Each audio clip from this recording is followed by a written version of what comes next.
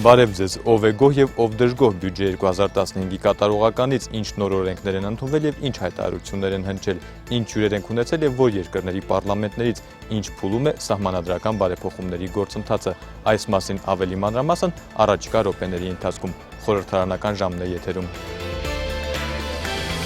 Հունիսի սկզբին Արցախի համար աննախադեպ միջադեպ արձանագրվեց, բռնություն գործադրվեց ազգային ժողովի պատգամավորի նկատմամբ, խորհրդարանը արձագանքեց անմիջապես և միանշանակ։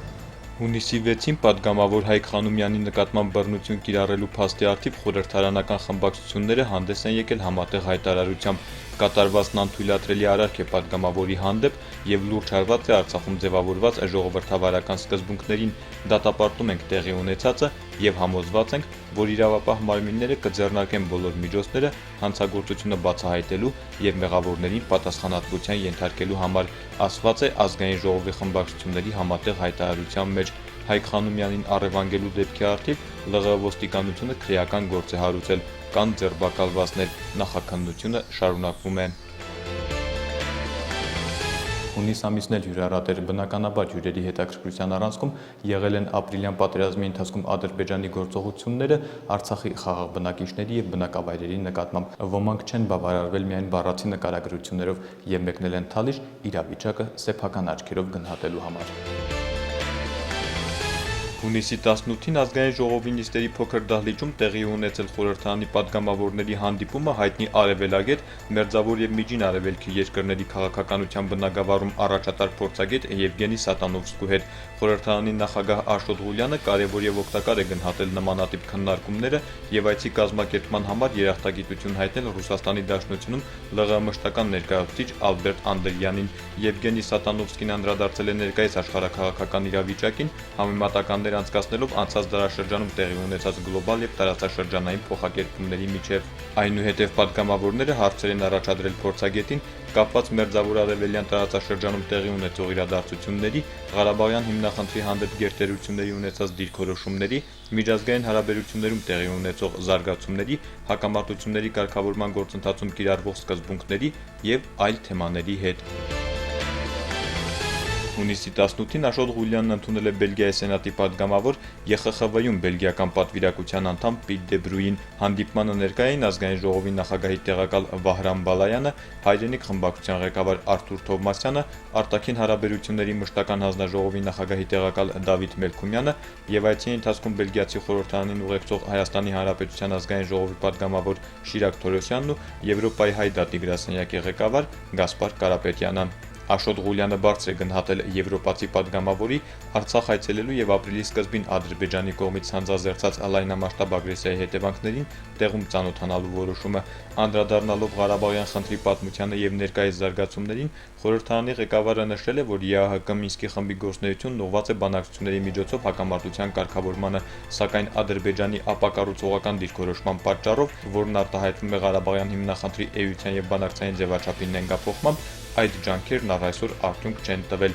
Մեր գործընկերները պետք է հասկանան, որ Արցախի միջազգային ճանաչումը նրա ժողովրդի համար կյանքի իրավունքի ամրագրում է, նշել է Աշոտ Ղուլյանը։ Պիտ դե Բրույնը հետաքրքրվել է ԵԱՀԿ Մինսկի խմբի վերջին ամիսների գործունեությամբ, ինչպես նաև Արցախի խորհրդարանի կառուցվածքին, օրենսդրական գործունեությանն ու միջխորհրդարանական կապերին վերաբերող հարցերով։ Նախքան պաշտոնական հանդիպումները Պիտ դե Բրույնը ՀՅԴ հայ դատի Եվրոպայի հանձնախմբի նախագահ Գասպար Կարապետյանի հետ այցելել է Մարտակերտի շրջան, եղել ավերված Թալիշում։ Եվրոպայի խորհրդի խորհրդարանական վեհաժողովում ադրբեջանական ագրեսիայի մասին խոսելուց առաջ բելգիացի պատգամավորը նախընտրել է սեփական աչքերով տեսնել իրականությունը, առավել քան համոզված է միջազգային հանրությունը պետք է ամեն ինչ անի, որպեսզի Ադրբեջանն ընդունի հիմնախնդրի խաղաղ կարգավորման ուղղված եռանախագահների աշխատանքը։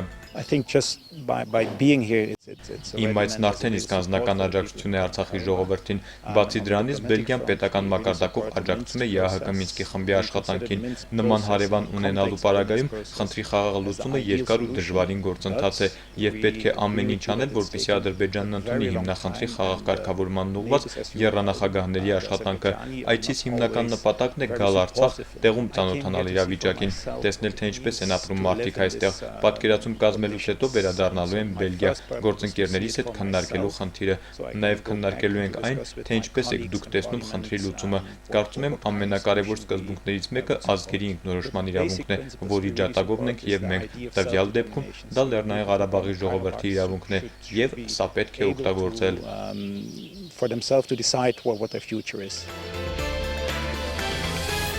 Հունիսի 21-ին Արցախի Հանրապետության ազգային ժողովի նախագահ Աշոտ Ղուլյանն ընդունել է Ամերիկայի հայկական համագումարի հոգաբարձուների խորհրդի համանախագահ Էնթոնի Բարսամյանին եւ կազմակերպության Երևանյան գրասենյակի տարածաշրջանային տնօրեն Արփի Վարդանյանին։ Խորհրդարանի ղեկավարը բարձր է գնահատել Ամերիկայի հայկական համագումարի դերակատարությունը Միացյալ Նահանգներում հայկական շահերի պաշտպանության գործում, ինչպես նաև կառույցի կողմից Արցախի հանդեպ ընդգծված ուշադրությունը, որն արտահայտվում է նրա ղեկավարների հաճախակի այցելություններով։ Ամերիկայի հայկական համագումարի հոգաբարձուների խորհրդի համանախագահ Էնթոնի Բարսամյանը նշել է, որ իր վերջին այցից հետո դրական տեղաշարժեր է տեսնում Արցախում։ Իր խոսքում Էնթոնի Բարսամյանն ընդգծել է, որ Ամերիկայի հայկական համագումարի գործունեության մեջ կարևոր տեղ է գրավում Ղարաբաղյան հիմնահարցի լուծման վերաբերյալ Արցախի դիրքորոշումներն ու տեսակետները ԱՄՆ պետական ու հասարակական շրջանակների ներկայացնելու խնդիրը։ Հանդիպմանը կողմերն անդրադարձել են նաև Ադրբեջանա-Ղարաբաղյան հակամարտության կարգավորման հնարավորություններին, Արցախի միջազգային ճանաչմանը եւ տարածաշրջանային այլ խնդիրների։ Հունիսը բավական ակտիվ էր նաև ներխորհրդարանական աշխատանքների մասով գրանցվեցին նախաձեռնություններ, որոնք կարող են հետաքրքիր եւ պահանջված ավանդույթի վերածվել։ Առաջին օրինակը ցույց տվեց արտաքին հարաբերությունների մշտական հանձնաժողովը։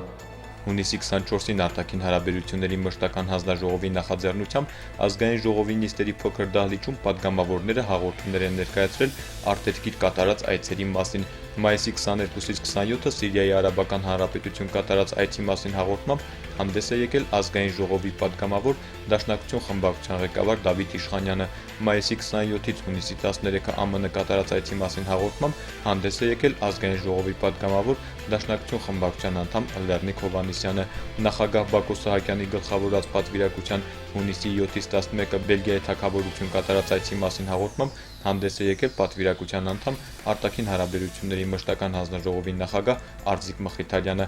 Բանախոսները ներկայացրել են այցերի ընթացքում տեղի ունեցած միջոցառումներն ու հանդիպումները եւ առանձնացրել սեփական դիտարկումները միջազգային հանրության Լեռնային Ղարաբաղի հանդեպ ունեցած վերաբերմունքի, Սփյուռքում հայապահպանման գործընթացի, համագործակցության հնարավոր ուղիների եւ այլ հարցերի վերաբերյալ։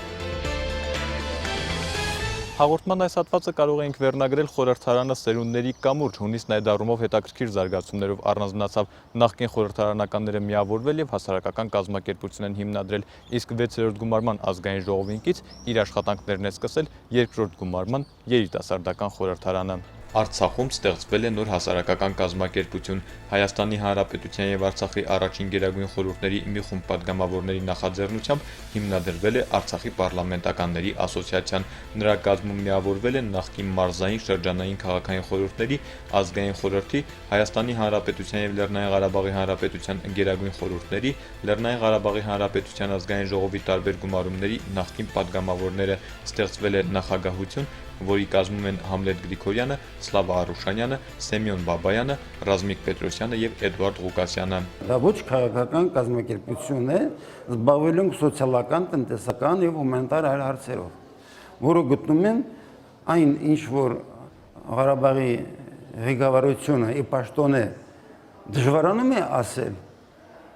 բացական երևույթները։ Մենք բարձրաձայն իր կողքին կանգնենք, բարձրաձայն կասենք, կա այս դերությունները։ Հիմնադիր ժողովի ընթացքում ծավալված ակտիվ քննարկումները հույս են ներշնչում, որ նոր հասարակական կազմակերպությունը հանրային հնչողություն ունեցող հարցերը քննարկելու արդյունավետ հարթակ կդառնա։ Հենց առաջին հանդիպման ժամանակ էլ պարլամենտականները կայացրին առաջին հանրային որոշումը, հայտարարելով, որ միանում են հայ ժողովրդի ամբողջականության վերականգնման գործընթացին։ Անհրաժեշտություն ունենք փորձ ունեցող մարդկանց, որոնք ժամանակի ընթացքում ժողովրդի վստահության քվեն շահել են, այս մարդկանց հնարավորություն տանք իրենց գիտելիք ու ունակությունները կիրառական դարձնեն, օժանդակեն մեր պետականության համապնդմանը եւ ինչու միայն, ասենք, Լեռնային Ղարաբաղի Հանրապետության, Հայաստանի Հանրապետության եւ ընդհանրապես հայության առաջ ծառացած օրախնդիր հարցերի լուծումը։ Հունիսի 24-ին խորհրդարանի նիստերի մեծ դահլիճում իր աշխատանքները սկսեց ազգային ժողովին կից երկրորդ գումարման երիտասարդական խորհրդարանը։ Նրա 33 անդամները խորհրդարանական կուսակցությունների երիտասարդ ներկայացուցիչներն են կամ ինքնաառաջադրվածներ։ Անդրանիկ նիստին մասնակցել են ներկայացուցիչներ նախագահի աշխատակազմից, օրենսդիր եւ գործադիր մարմիններից, բարձրագույն ուսումնական հաստատությունների ռեկտորներ։ Առաջին գումարման երիտխորհրդարանը ընդամենը մի քանի ամիս է գործել։ Աշոտ Ղուլյանը հույս ունի, որ երկրորդ գումարման խորհրդարանը ավելի արդյունավետ կգործի, համենայն դեպս դրա համար ժամանակ ունի։ Երիտասարդական խորհրդարանի գործունեության հիմնական նպատակներն են. Առաջին, ԼՂՀ օրենսդիր իշխանության իրականացման երիտասարդության խորհրդատվական մասնակցություն ունենալը։ Երկրորդ, քաղաքական համերաշխության եւ երկխոսության պայմաններում օրենսդրական գործունեություն ծավալելու մշակույթն ամրապնդելը։ Երրորդ, երիտասարդության իրական ներուժի, ստեղծագործական ու նախաձեռնողական հնարավորությունների իրացման համար արդյունավետ երկխոսություն ապահովելը, ինչպես նաև քաղաքական ու քաղաքացիական գործունեության դպրոց զարգացնելը։ Սրանք երիտխորհրդարանից ունեցած անելիքների մի մասն են միայն։ Աշոտ Ղուլյանը հիշեցնում է, ապրիլյան պատերազմից հետո նաև երիտասարդական խորհրդարանի անելիքներն են ավելացել։ Առավել քան երբևէ մենք այսօր կարիք ունենք կրեատիվ մտածողությամբ, լեզուների իմացությամբ եւ տեխնոլոգիաների տիրապետող երիտասարդ ու հայրենասեր մասնագետների եւ ուզում եմ դահլիճում ներկա ոչ շատ երիտասարդ գործիչների անունից խոստովանել ձեզ, որ մենք շատ հիմնավոր հույսեր ենք կապում ձեր սերնդի հետ։ Այսքանը որպես նախաբան օրհներգը առաջին նիստի մեկնարկն է ազդարարում։ Սահուն իշխանափոխությունից հետո նախագահողի աթոռը երիտասարդական խորհրդարանի ղեկավար Մուշե Ղալավերդյանն է զբաղեցնում։ Նա այս պաշտոնում ռոտացիոն սկզբունքով է ընտրվել եւ կնախագահի մեկ նստաշրջան։ Լեռնային Ղարաբաղի Հանրապետության ազգային ժողովին կից երիտասարդական առաջին խորհրդարանի նորընտիր կազմի անունից վստահեցնում եմ,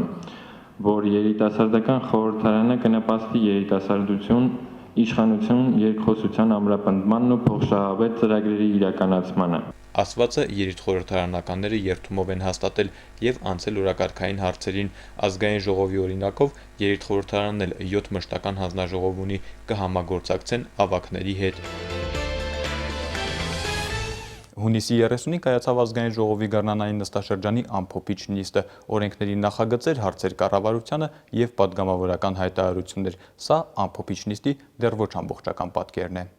Կառավարությունը փոփոխությունների առաջարկում բնապահպանության ոլորտը կարգավորող օրենսդրության մեջ խորհրդարանին ներկայացված բնապահպանական վճարների դրույքաչափերի մասին օրենքի նախագիծը այդ շարքից է։ Շրջակա միջավայրի եւ բնական ռեսուրսների վարչության պետի տեղակալ Արթուր Գաբրիելյանը մանրամասներն է ներկայացրել։ Գագիկ Բաղունցը հետաքրքրվել է վարչությունը տեխնիկական ինչ հնարավորություններ ունի այդ օրենքով նախատեսվող գործառույթներն իրականացնելու համար։ Սարքավորումների կարիք ունեն չի թաքցրել վարչության պետի տեղակալը, իսկ մասնագետների պատրաստման ու վերապատրաստման մեխանիզմներ արդեն գործում են։ Մենք նաև այս օրենքի միջոցով եւ մեզ համար եւ բնակչության համար բացահայտում ենք այն հնարավոր բնապահպանական վտանգները եւ սպառնալիքները, որ այսօր կան կամ այսօր չկան, վաղը կարող են լինել, եւ դրա հետ կապված, ինչպես բոլոր երկրներում ընդունված է,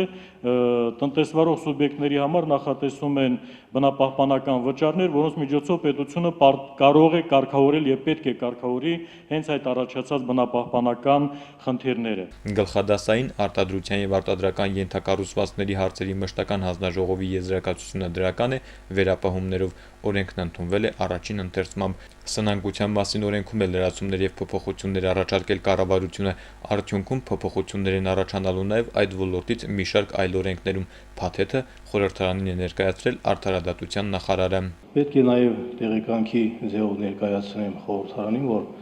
այս սնանկության ոլորտում առաջացող հարաբերությունները կարգավորում են այսօր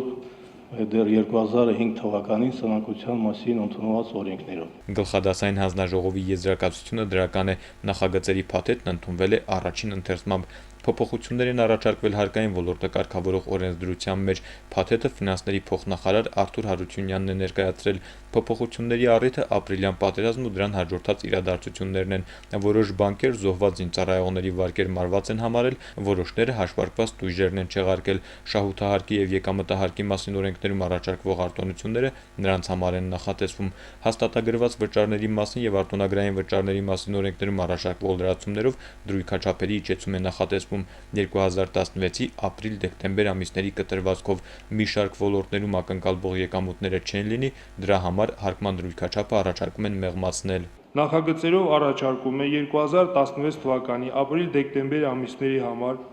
բացառությամբ գազալցակայանների եւ վիճակախաղերի կազմակերպման գործունեության նվազեցնել հաստատագրված եւ արտոնագրային վճարների չափերը շրջաններում 70%-ի չափով, իսկ Ստեփանակերտ քաղաքում 40%-ի չափով։ Այս փոփոխություններից մոտ 1500 հարկատուկ օգտվի, պետբյուջե չի մտնի մոտ 150 միլիոն դրամ, սակայն դա տնտեսվարողներին դժվարությունները հաղթահարելու հնարավորություն կտա։ Գլխադասային հանձնաժողովի դրական եզրակացությամբ օրենքներն ընդունվել են միաձայն։ Պետական գույքի մասնավորեցման 2010-2012 թվականների ծրագրի կատարման 2015 թվականի տարեկան հաշվետվությունը հաստատելու մասին օրենքի նախագիծը ներկայացրել է կառավարության աշխատակազմի ղեկավար նախարար Լևոն Գրիգորյանը։ Հաշվետու ժամանակաշրջանում մասնավորեցման նոր ծրագիր չի ընդունվել, ծրագրում լրացումներ եւ փոփոխություններ չեն կատարվել,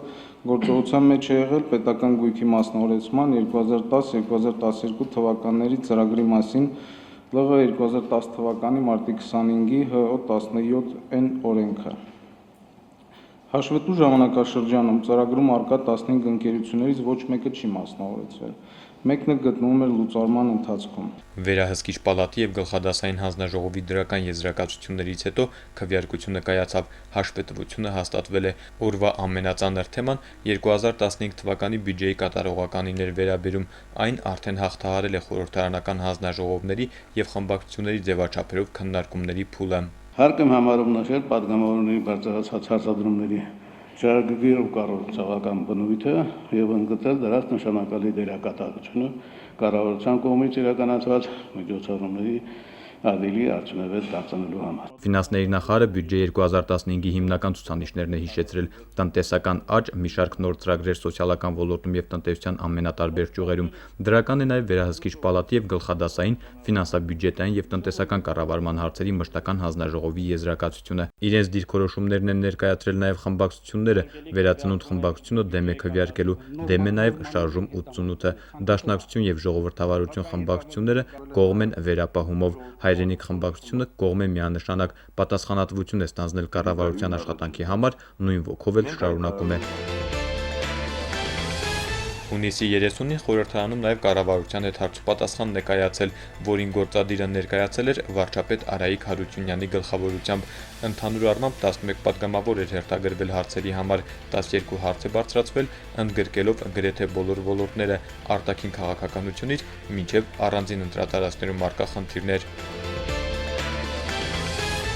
Գառնանային նստաշրջանի ամփոփիչ նիստի օրակարգում նաև պատգամավորների հայտարարություններ էին նախատեսված։ 3 պատգամավոր է հայտարարությամբ հանդես եկել։ Գագիկ Բաղունցը ապրիլյան պատերազմից մնացած դասերին է անդրադարձել եւ մի շարք ոլորտներում փոփոխությունների կոչ արել։ Դավիթ Իշխանյանը բանակցային գործընթացի տրամաբանությանն է անդրադարձել։ Դժգոհ է, քանի որ ձևակերպումներ է լսում, որոնք իր գնահատմամբ անհամատեղելի են Արցախի ժողովրդի ընտրած եւ անցած ճանապարհի ու պատկերացրած ապագայի հետ, իսկ Ռուդիկ Հյուսնուցը հանդես է եկել Արցախի հանրապետությունը անվանափոխելու Արցախի քրիստոնեական հանրապետություն անվանելու առաջարկով, տեղեկացրել է, որ այդ առաջարկը նաեւ սահմանադրական բարեփոխումների մասնագիտական հանձնաժողովին է ներկայացնելու։ Այս առաջարկին առաջիններից մեկն արձագանքել է Արցախի թեմի առաջնորդ Բարքև arczepiskopos Martirosyan-ը։ Այո, եկավ այդ առաջարկը։ Մենք չպետք է վախենանք, ասենք, որ մենք քրիստոնյա ազգ ենք։ Ինչու՞ պետք է վախենանք։ Հակառակը, եթե մենք գնանք այդ քայլի, եթե մեր ժողովուրդը որոշի, եւ ասի մենք Արցախի քրիստոնեական հանրապետություն ենք, առաջինը կհաջողանանք Աստծուն, երկրորդը կշարժենք եվրոպական քրիստոնեական ժողովուրդների նախանձախնդրությունը, դա կգնահատեն, եւ ես ենթադրում եմ, որ այդ առումով նաև ինչ որ իմաստով ավելիով մեծ կսատարեն։ Եվ երրորդը Հռոմի Պապը, որ վերջերս եկավ Հայաստան, ասաց. Ես գնում եմ բիբլիական Հայաստան, այն ժողովրդի մոտ, որ առաջինն է քրիստոնեությունը ընդունել Աստծավետարանը, եւ գնում եմ ոչ միայն որպես հովվապետ, գնում եմ որպես ուխտավոր այդ ավիտիած երկիրը, այդ սուրբ երկիրը, այդ ճշմարիտ քրիստոնեական երկիրը, որը բազում տառապանքներով անցել է։ Եվ ես կարծում եմ այս ամբողջի բովանդակության մեջ, եթե մեր ժողովուրդը Աբգար թագավորի, Սուրբ Աբգար թագավորի, Սուրբ Տրդատ թագավորի իմաստության նման գնա այդ քայլի եւ հրճակի, որ մենք Արցախի քրիստոնեական հանրապետությունն ենք, մենք ընդհանրապես կհաստատենք այն, ինչ որ ենք։ Ես շատ վաղուց սերտատրոպ սպասում էի,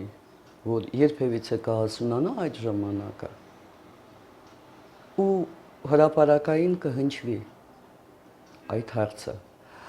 Առաջին անգամ այդ հարցի մասին ես խոսել եմ Սարգսակ Ռաֆիկի հետ։ Սարգսակ Ռաֆիկը դա մեր մարտական խաչ ասպետ առաջի հոգևորականն է, որ զոհվել է Արցախյան պատերազմում։ Հարցը բարձրացրեցինք դեր այն ժամանակ, դե երբ պետք է հանրապետություն հռչակեինք։ Բայց մտավախություններ հնչեց։ Հետո այդ հարցը նորից ծագեց, երբ որ սահմանադրությունը պիտի ընդունեինք։ Նորից համարյա նույն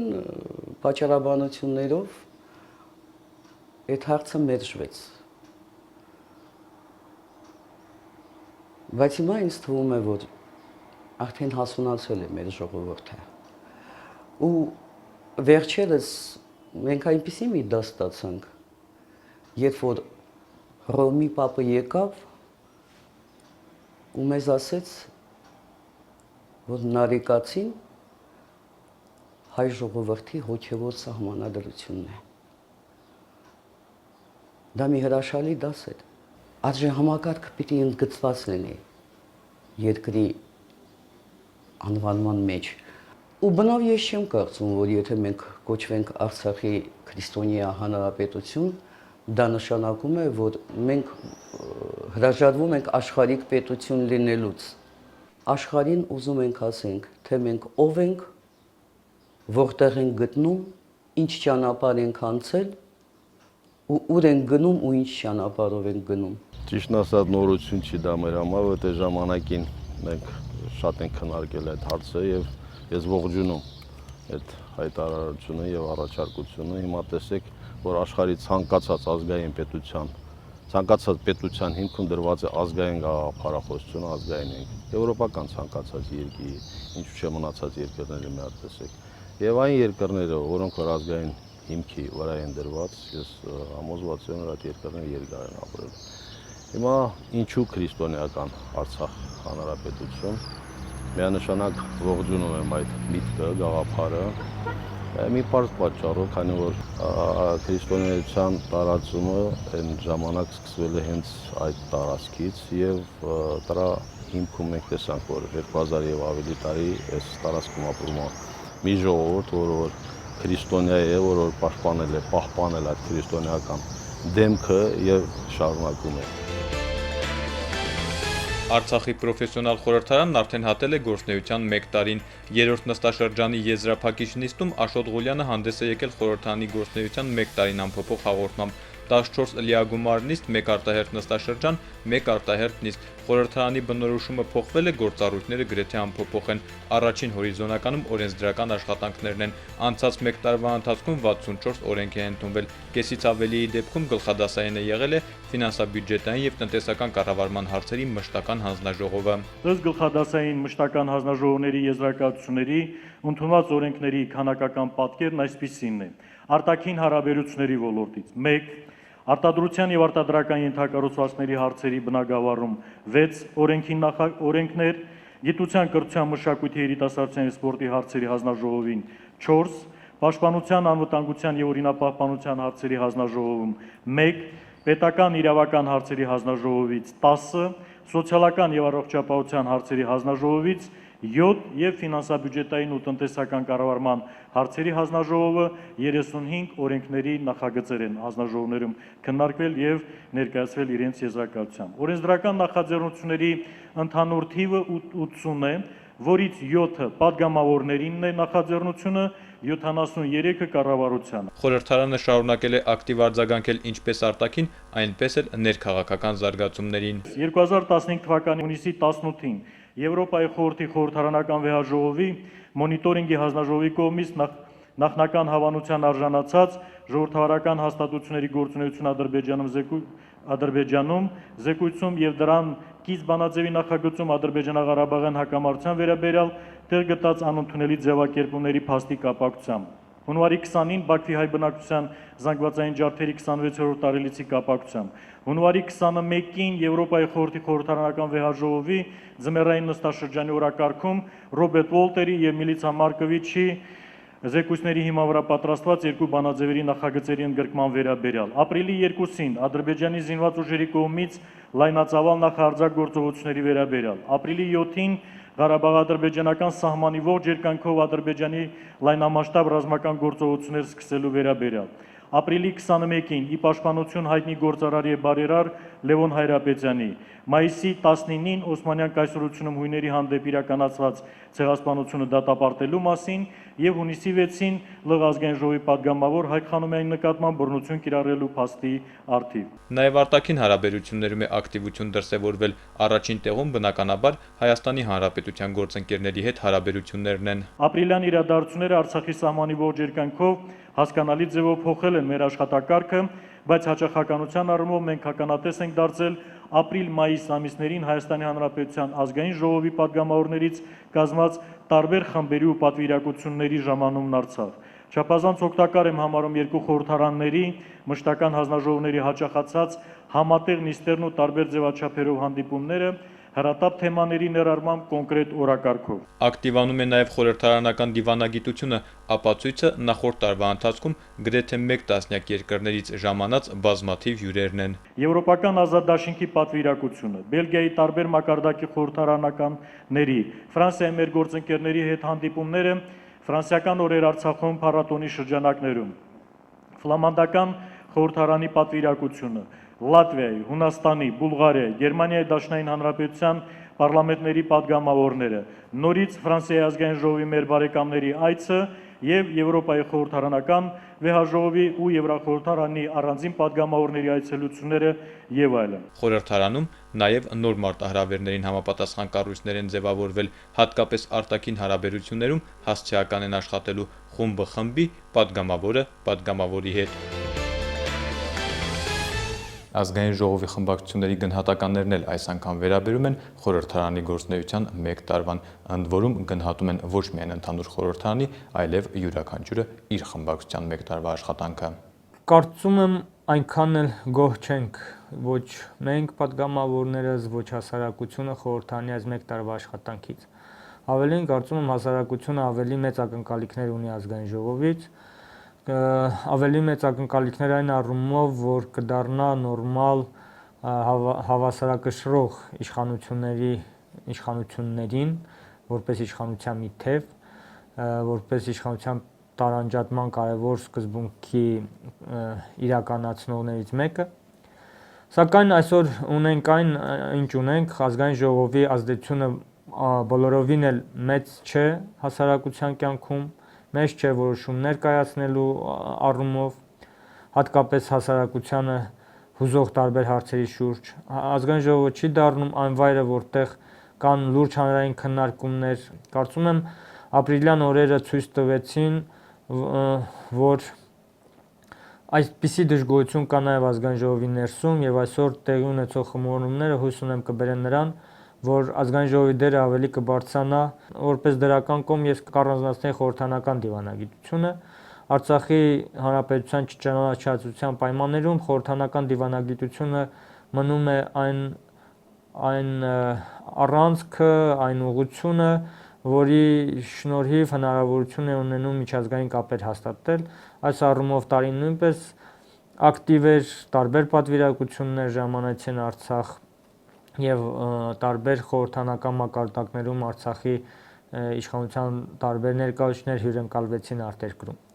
Ինչ վերաբերվում է մեր խմբակցության կողմից իրականացված գործունեությանը, ես նախաձեռնել եմ մի շարք օրինագծեր,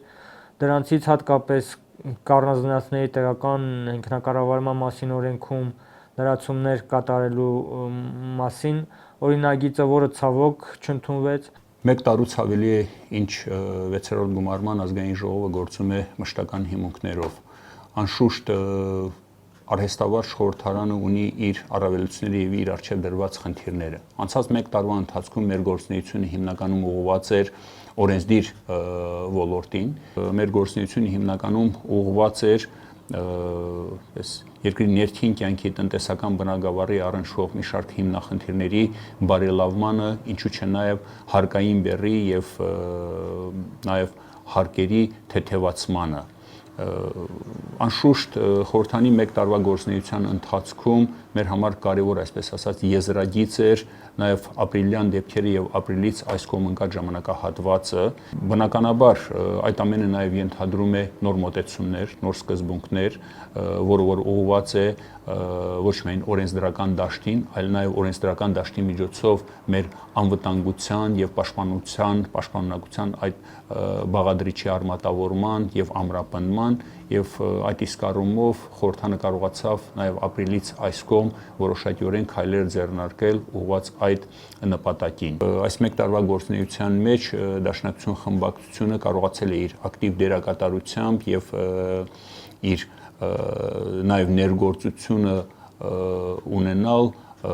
ոչ միայն խորհրդարանի ներքին աշխատանքներին, այլ նաև քաղաքական դաշտի վրա։ Ընդհանուր առմամբ խորհրդանի մեկ տարվա գործունեությունը կարող ենք բնութագրել դրական, կարծում եմ այդ դրական գնահատականի կողքին կա մեկ կարևոր բաց, որին պետք է հավանաբար հաջորդ տարիների մենք լուրջ ուշադրության կենտրոնում պահենք։ Դա խորհրդարան, հասարակություն, մշտական կապի կամ առավել խորը կապերի ամրապնդումն է եւ այդ հարաբերությունների ստեղծումը, որի անհրաժեշտությունը մենք զգացել ենք հատկապես վերջին ամիսների եւ հայտնի իրադարձությունների արդյունքում։ Նախ ասեմ, որ եւ մեր կուսակցությունը եւ ես անձամբ կողմնակից ենք, որպեսի խորհրդարանը իսկապես դառնար պրոֆեսիոնալ, որովհետեւ դրա անհրաժեշտությունը արդեն կար։ Այլ խնդիր է, որ թերևս մի տարին մի փոքր քիչ ժամանակ է, որպեսի վերջնական գնահատական տանք, թե որքանով այն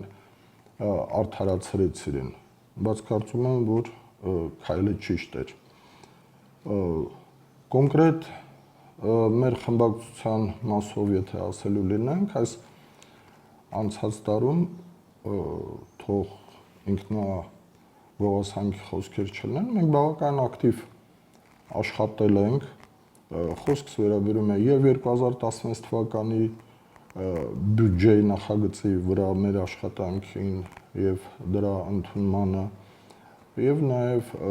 2015 թվականի կատարողականի, որ բոլորովին վերջերս ընդունեցինք, պիտի հատկապես նշեմ արտաքին կապերի մասով ամբողջ խորհրդարանի ու նաեւ մեր աշխատանքները, պիտի ասեմ նաեւ, որ մենք ակտիվ կենսադիրք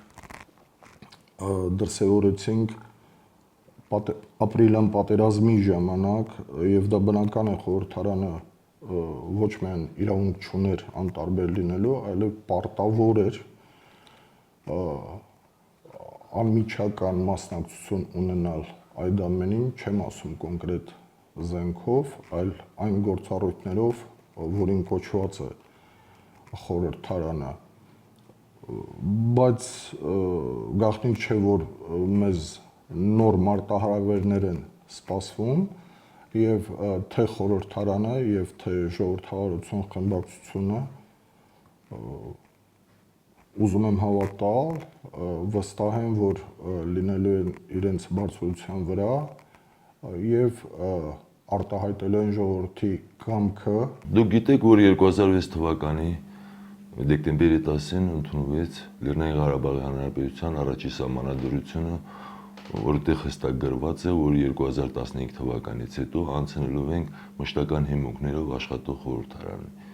Բոլորիս ակնկալիքները մեծ էր, որ իրականում մշտական հիմունքներով աշխատող խորհրդարանը ավելի բարձր հիմքերի վրա կդրի падգամավոր ընտրող, падգամավոր օրենսդիր, падգամավոր որպես քաղաքական դաշտի ներկայացուցիչ աշխատանքի գործունեությունը։ Բայց ցույց տվեց, որ որպես մշտական հիմունքներով աշխատող խորհրդարան ես չէի ասի, որ շատ արդյունավետ ենք աշխատել։ Առաջին հետևյալ պայմանները։ Այսօր Արցախում ամբողջ իրավական դաշտը կայացած է եւ շատ քիչ մայր օրենքներ ենք մենք ընդունում, հիմնական կատարում ենք օրենքների փոփոխություն եւ հնարավոր չէ ամսական մեկ նիստ գումարելով մշտական խորհրդարանի բոլոր падգամավորներին պահել, ասենք, աշխատանքային ռիթմի մեջ։ Երկրորդ, ես գտնում եմ, որ 33 падգամավորները դրանք չեն արտացոլում Արցախի ամբողջ սպեկտրը, դա կլինի քաղաքական դաշտի, տնտեսական, իրավական, ԼՂ սահմանադրական բարեփոխումների հանձնաժողովին առաջարկ ունեմ առաջարկել 60 падգամավոր, բայց կիսամշտական հիմունքներով։ Ազգային ժողովի վրա այս ծախսերը, որոնք կատարվում է պետության կողմից բյուջեով, հնարավոր է այդ գումարների սահմաններում կիսամշտական հիմունքներով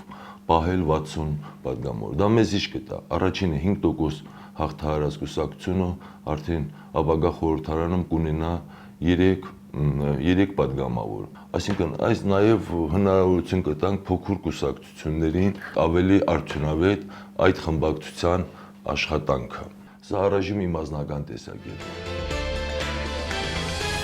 Սահմանադրական բարեփոխումների գործընթացն Արցախում շարունակվում է, պարզապես նաև ապրիլյան իրադարձությունների հետևանքով աշխատանքների նախնական ժամանակացույցն է փոփոխության ենթարկվել։ Կատարած աշխատանքը իմի բերելու եւ դրա շրջանառության որոշակի շրջանակների հետ քննարկումներ անցկացնելու անհրաժեշտությունից ելնելով մասնագիտական հանձնաժողովի նախագահը դիմել է երկրի ղեկավարին հայեցակարգը ներկայացնելու վերջնաժամկետը եւս մեկ ամսով երկարաձգելու առաջարկով։ Նախագահն ընդառաջել է սահմանադրական բարեփոխումների հայեցակարգը նախագահին կներկայացվի մինչև օգոստոսի 1-ը։ Դա արվել է մեր արդեն կատարված աշխատանքը ամփոփելու եւ այդ աշխատանքների շուրջ հանրային քննարկումներ կազմակերպելու նպատակով։ Շատ հարցերում արդեն հստակություն կա, վստահեցնում է սահմանադրական բարեփոխումների մասնագիտական հանձնաժողովի նախագահը։ Արդեն հասել ենք որոշակի մի հանգրվանի, երբ որ պետք է ամփոփել այն ինչ որ մենք ունենք որպես նախնական մշակումներ, բայց մի անգամ եւս մեր քաղաքական ուժերի եւ հանրային կյանքի մեր հիմնական դերակատարների հետ միասին ճշտելով այն տիրապետող տեսակետները, որ կան մեր պետական կառավարման համակարգի մոդելների հարցում։ Թե որ հարցերում է հստակություն մտցվել, կառավարման որ համակարգն է առաջարկվելու սպասվող փոփոխություններով Աշոտ Ղուլյանը չի մանրամասնում, հանձնաժողովը գործնեայության կարգ ունի, պետք է պահպանել կարգը։ Այդ կարգով ենթադրվում է, որ բացի հայեցակարգը ներկայացնելուց, մասնագիտական հանձնաժողովը նաև այդ հայեցակարգի հանրային քննարկումներ է անցկացնում որոշակի շրջանակների հետ, որպեսզի ամբողջացնի այդ տեսակետները, որոնք կարող են լինել սահմանադրական բարեփոխումների հայեցակարգի վերաբերյալ։ Այսպիսին էր խորհրդարանական հունիսը, առջևում ավելի հետաքրքիր զարգացումներ են, խորհրդարանական ժամը եթերում կլինի 2 ամիս անց, մինչ հանդիպում։